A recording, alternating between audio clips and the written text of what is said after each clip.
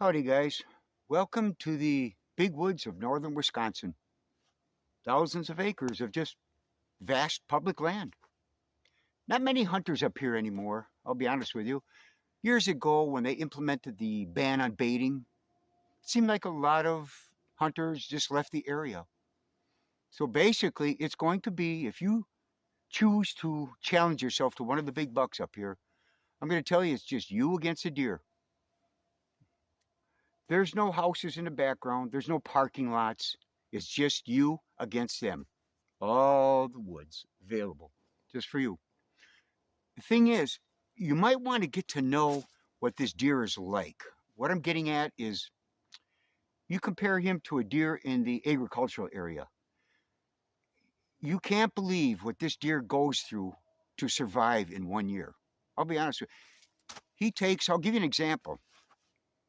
The end of breeding, say it's the end of November, early December. He then is run down. He lost probably 20 to 40% fat content. He's going into winter like that. Now, the winters can sustain temperatures of 30, 40 below. It could have snow up to our waist. Last year I was snowshoeing at this time. Obviously, you see, not as much snow, and this is the end of January. It's wonderful in that respect. But what happens when you get winters like that? Starvation takes place. You could lose some of those bucks. On top of that, he has to be confronted with all the predators. He's got wolves, he's got coyotes, he's got bobcats. All of the above will be chasing him from time to time. Now, after the winter, he makes it through that, let's say. He then has to grow a set of antlers. Now, we all know agricultural bucks, their soil content is rich in minerals. Their plant life is rich in minerals. Up here, not so much. They don't have that kind of mineral content.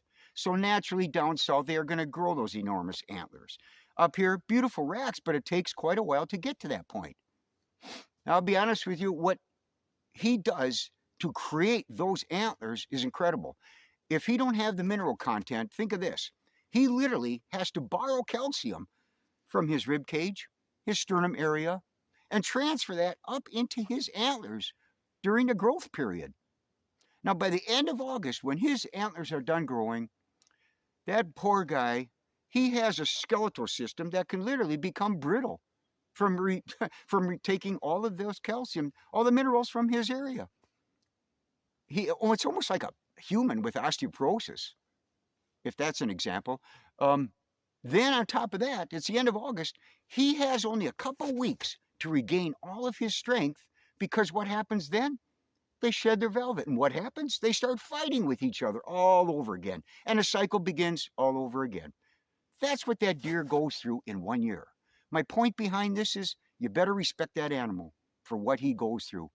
It is an incredible challenge to find one of these deer. I just basically locate deer. That's what I do. My hunting is secondary. I'll be very honest with you.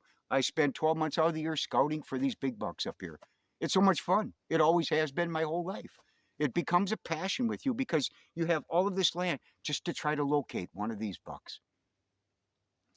To do something like that, hopefully this video will help. And be honest with you, at the end of this video, I will show you pictures of the bucks that I have located in the last year or two. I'll follow that through as they go into different videos, different seasons, okay? But to do something like this, you have to become incredibly efficient. Meaning you have to throw all the rules out the window. There is nothing etched in stone with these deer. They may be over on that ridge. They may be over here. You never know where they're going to be. You have to really pursue them. You got to put the boots on the ground all the time. What takes place then, I try to focus, say, a section of land. I don't go any bigger than that. I'll take 640 acres and I'll dissect it. What I'll do, if it looks attractable to me, I know, looking over it, on maps, what have you, I will go pursue it. I'll walk it just like I'm doing here in the wintertime. Winter's great.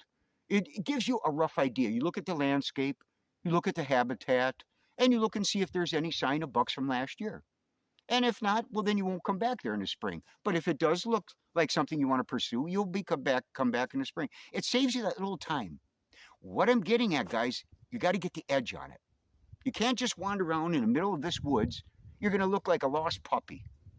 The point is, is that try to focus on what they feed on up here. If you have anything attractable different for them, you may have something. Meaning right now I'm looking to find a healthy stand of oaks.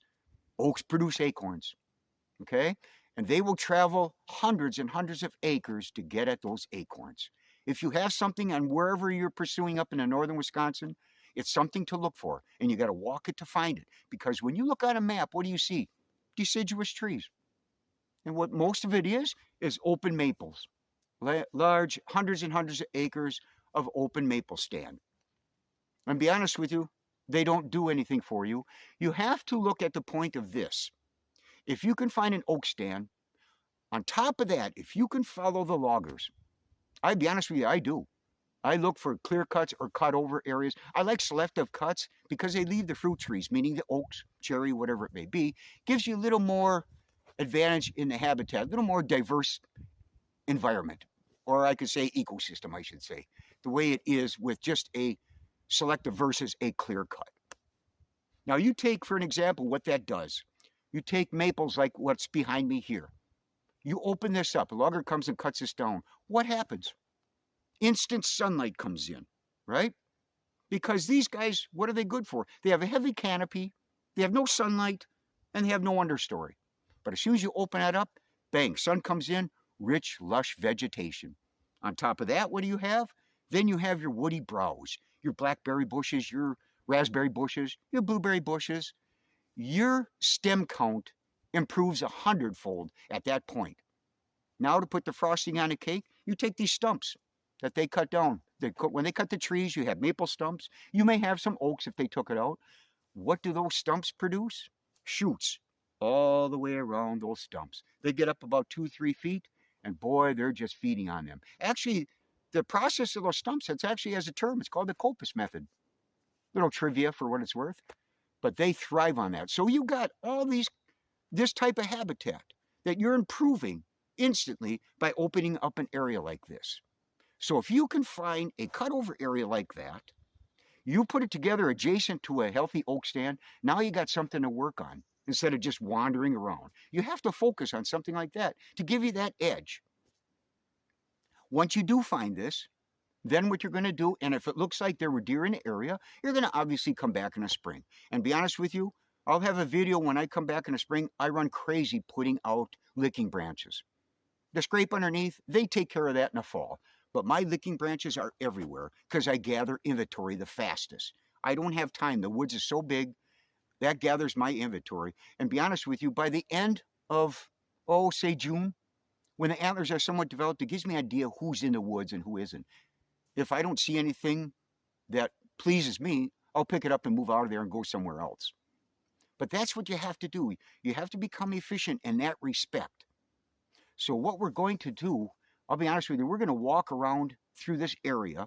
I want to walk the perimeter because I see daylight in the background. That may be the cutover that I saw on a map.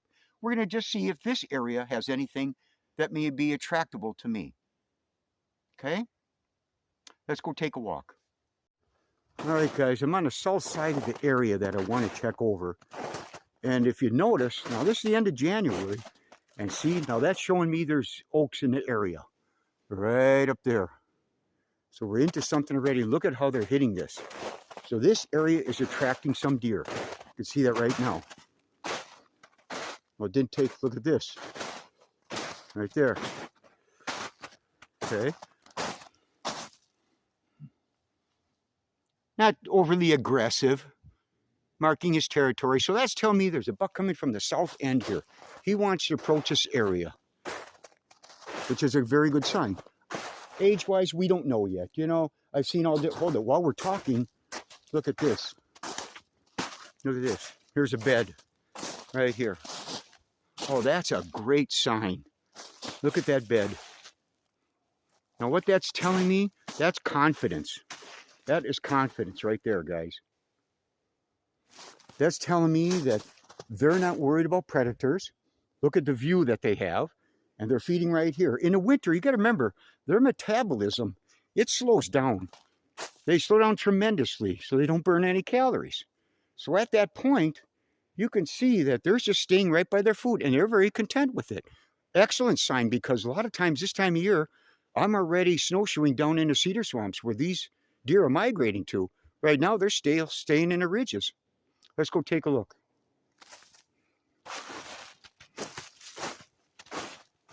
So that's a good sign already. Look at how they're feeding on this. So that means there was one buck this fall, at least chasing the south side here. So that means they must have had a healthy mass of acorns this past fall, bringing them to this area. Look, oh my gosh, yeah, he was setting his precedence. Look over here.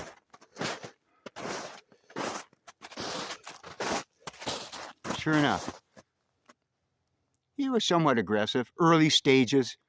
Early stages. Almost looks like it could be an historical rub of some sort too, because in the back, you'll see right through here, there's some older rubs, it looks like. Nothing with the, nothing with the tines up above. Nothing yet. Well, let's continue on. That's a good sign so far. We just started. So see, that's telling me I could come back here next spring, and start pursuing an area where these bucks may be living. Let's see what path he may be going on, okay? Just curious where he's coming through. They're coming up to this high area. Look at the healthy oaks. Oh my gosh. Sure, they're hitting it big time. This must have been a busy area this fall. I'll be honest with you.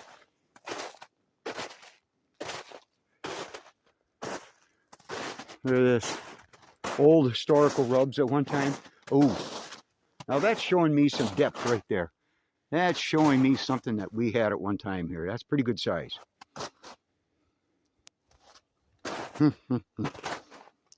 So far it's looking up. Good area. There's your open oak stand.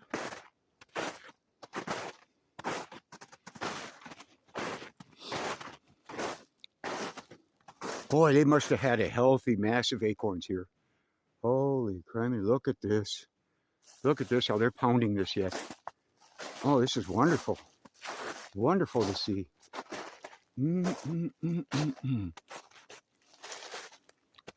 Let's head over in a different direction once, okay? Okay, we're coming back through this area. On the south end now. We're still on the south end. Look at this. Nice rub. Coming all the way up. Now see, his tines are running all the way up. Look at this. All the way up through here. Very good size right there. That's a good sign. You start seeing that.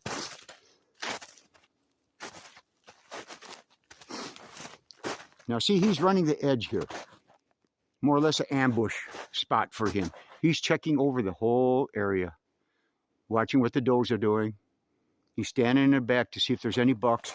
He's just hanging out, and he's posting his area right here. He's setting his claim. See a little farther? Look at this. Look what he's doing here. Now he's getting ramped up here. You can see he's getting a little more ambitious towards what he wants to do. Look it up in here. Look at these tines. He's got a nice set of antlers on him to be doing this. I'll be honest with you. I will not commit to what size they are. I never do. Because you never know what the buck is doing. Let's continue on our way. That's a good sign.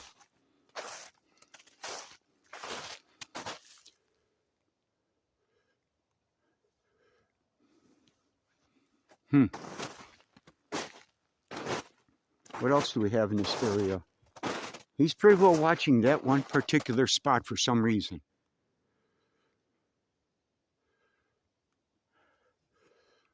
Boy, that's a whole bowl down there. And I'm thinking there's a lot more oaks way in the background. It's hard to see yet. I got a hunch that's where that cutover area is. Okay, we're coming on a little. I'm still on the south side of this whole area.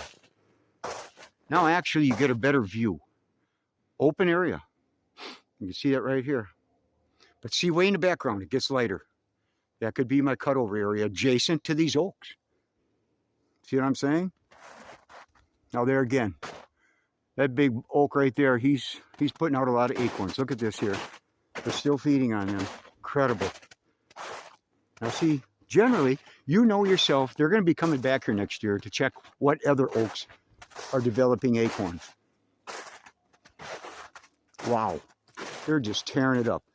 And you got to remember, guys, I'm probably a good 2-3 miles from my car. There's a long hike back here. But obviously worthwhile. Nobody bothers them. Half these deer don't see humans. Look what they're doing. And they're very confident, I noticed. And I've been looking, I don't see any predator tracks in this area. And that usually dictates that when you start seeing deer hang around an area, they're doing pretty good.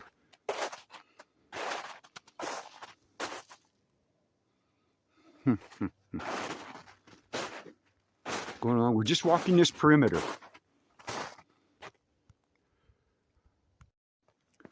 Okay, I'm on the very north end of this whole bowl.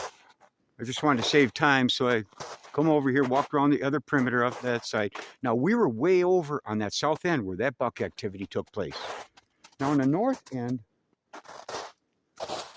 I'm seeing some activity heading towards what it looks like is a cutover area.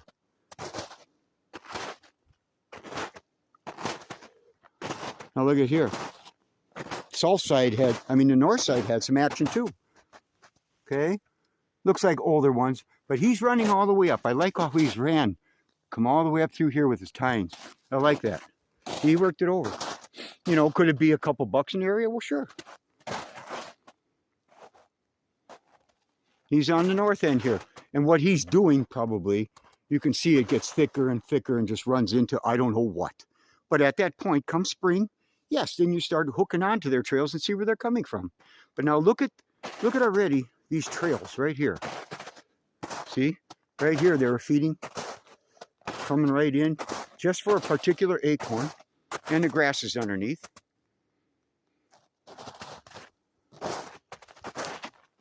Very nice. Now see, to me, this looks attractive. This looks like something I may pursue. Look at now, over in the distance here, see where that one particular oak is giving them an acorn that they want. And they will travel hundreds and hundreds of acres just to come to that oak right there. Look at here. This is all on the north side now. It looks like, oh, look at here. Oh, yeah. Yeah, he's pretty. You know, there again, it could be, oh, when he first shed his velvet. He's not overly aggressive yet, but he's taken on a pretty nice tree, if that means anything to you guys. I don't know. But this is on the north side now. You know what, it's funny. We were all on the south side, we had buck activity. We're on the north side, we got buck activity. You know what it seems like to me? I know it sounds funny, but it's almost like way back in high school and you had a dance. And there they are. All the girls were dancing out in the main floor, and all the guys are around the back end, just waiting and sort of scared to see if they want to go out and ask somebody for a dance. And basically, that's what these bucks are doing. Heck of an analogy, but let's go on that.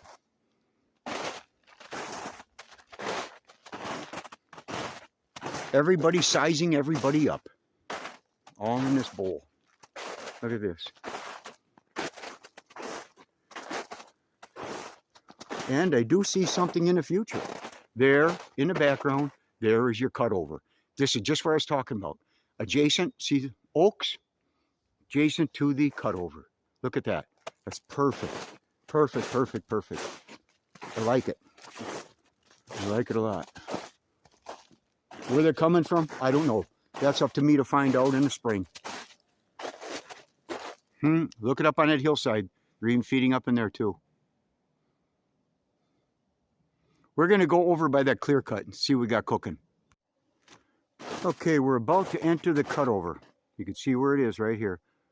You can see browse in the distance. It's excellent, excellent.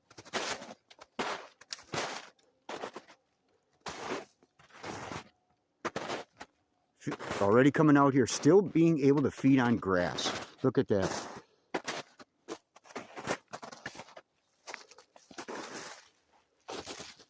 Look at this guy. He's really setting the stage. He was aggressive. Now he's saying this is mine. Look at this. He was working this over. He's taking this whole bottom. Now this is an excellent spot. Look at this corner. It gets thick down below. They're running through this valley. They're coming up through here. They're going to stay in this low area, sort of hiding from any kind of predators. And they can also see what's going on in the background. I like this corner. Yeah, he hangs around. He spends some time here, whoever this buck was. See right here? He's spending some time here. This is his area. Now, this is on the north end now, mind you. Okay? Very nice. Very nice. They love coming out here and browsing. And on top of that, the grasses. See how they're scraping for grass? I'm going to tell you something about that grass business. You see this grass right here? Do you guys realize how important this grass is to these deer? I'll give you an example. When you open up an area like this, you have this rich, lush vegetation, right? They're going to feed on this all spring, all summer. The does that have young ones, they're going to feed on it for lactation purposes. The bucks come in here, they're going to feed on this all the way into, obviously, right now it's January, they're still feeding on it. Rich, lush vegetation. What does it produce? Greens, just like what we eat. We eat broccoli, we eat asparagus, we eat lettuce, beans. What does that produce? Vitamin K. Okay? Now I'm going to tell you what takes place. Keep that in mind now. Let's say you hit a deer in the fall, you wound him. You're tracking him. All of a sudden, trail comes up dry. No more blood. Do you realize what that animal actually is? He's an emergency room on legs, okay? As soon as you hit him, his hormones go crazy. They're redirecting the blood flow through their heart as fast as they can. And number two, the boss up in the brain, the pituitary gland, you know what he's doing? He's saying, man, I got to do something about this pain.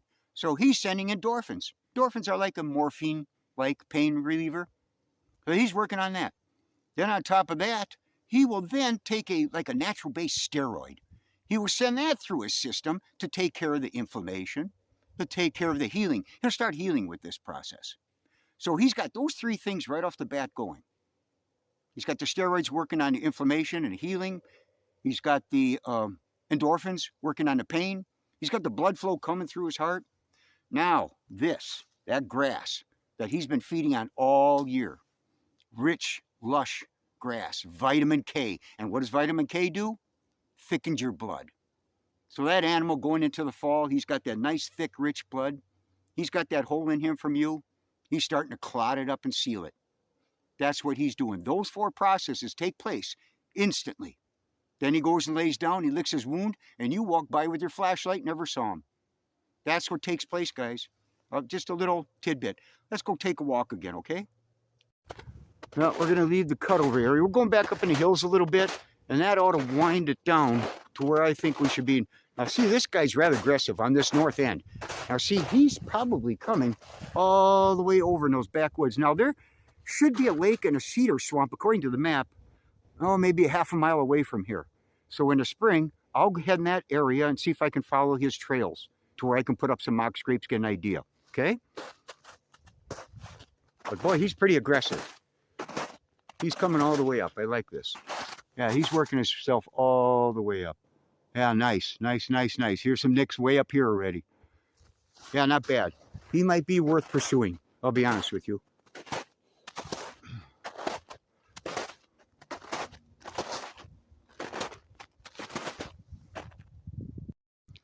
Now, as I'm walking down, I'm still skirting the edge of this cutover, if you notice. But I see something excellent. You see that little island of pines? What an ambush area for these bucks. They love those. I hunted an area like that last year. They just sort of stand down the bottom and wait to see who comes through the area. And right up here, they're also feeding on oaks. So this area does have a supply, an ample supply of oaks.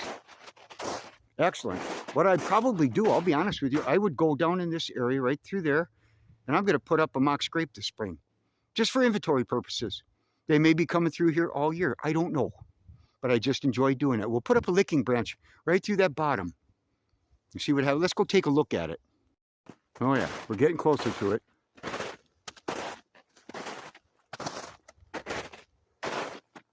Feeding right here, hitting it hard. entrance to the cutover. Just this little bit. Sometimes, guys, these little islands, just little areas like this, they sit and hide for the longest time. Could be evening. Look at this trail. Look at that trail going right out to the cutover. See that? So they're going back and forth. They're coming back. They're going to feed up in here. They're going back. So obviously that trail all through there heads all the way up. I don't know where it takes it from. I don't know where they're coming from itself. But I would like to, just for the heck of it, this spring, put a licking branch in this one little spot. Look at this little area. Is this neat or what? Right in the bottom. You're surrounded by hills, if you notice. Okay? Unreal. What's interesting, I don't really see a lot of rub activity. Well, I spoke too soon. I think I do. Oh, yeah, look at here. Oh, it even gets better. Look at the beds. There's 2 beds. Now, that could be him alone yet. We don't know. Or it could be a doe and a young one. Hard telling this time of year. That's a pretty good-sized bed right there. Large doe and a fawn from last year. But look at this. Now, that's aggressiveness. I like that. See what I'm saying? Just what I'm saying right there. Look at that. All the way. He's aggressive. That could be the same one on this north end. But see how he's hiding? You can see through there, that area. Nobody sees him. He's just ready to stalk. Staging. Like that. All right, let's get out of this mess. Okay, I've seen enough. Very good. Now, I'll tell you what. Just my opinion, what I do in areas like this to me is a destination area. They're all coming here in the evening to feed. Out there in the cutover, and they're feeding on the acorns. Where they come from could be a long ways. That's what I have to go find that. This here, I'll tell you guys, this to me is basically a morning spot. Sounds funny, but by the time they get to these areas, a lot of times, it's too late. Because they could be hundreds and hundreds of acres away from here. So what I would do, I'd hunt this early morning. And for me, I can be versatile. You almost have to be because you're so far in. Everybody hunts different. I don't tell people how to hunt. I'll tell you how to locate them if that may help. But hunting, some people go in trees. Some go in blinds. Some have saddles. Me personally, for how the distance, I carry a little pad that I sit down on. And I have my homemade ghillie suit. And I sit against a big tree. I blend right into the tree. You think I'm kidding? Last year I had a buck. I passed him up 15 feet. Not yards, feet. Then I had another one bow hunting. I was close. He was 12 yards away. You know, they glance at me. They just take a glance. They think I'm an extension to the tree, it seems like. It's been a ball, but my point is I go lightweight. I don't carry the whole kitchen sink and all the way out in the woods. It's too far. It's just too much work, I'll be honest with you. But this is how I would do it, be honest. I would just look at this area and say, you know what? I'm going to scout this out this spring. And I may hunt this area this next coming fall, but it would be an early morning. I got to look for some scrapes that would develop this spring. So that at that point, we'll take a look in the spring, another video on how to set these scrapes, investigate these areas more. But I may have another video coming out this year yet. I want to go down in a cedar swamp. I have an area that there may be oaks like that adjacent to the cedar swamp itself. We may go take a look at that. So stay tuned. But meanwhile, as I end this, make sure you stay with it and take a look at the pictures at the end of this video. You might be impressed with the bucks that are still up in this area. Well, anyway, thanks for watching and take care.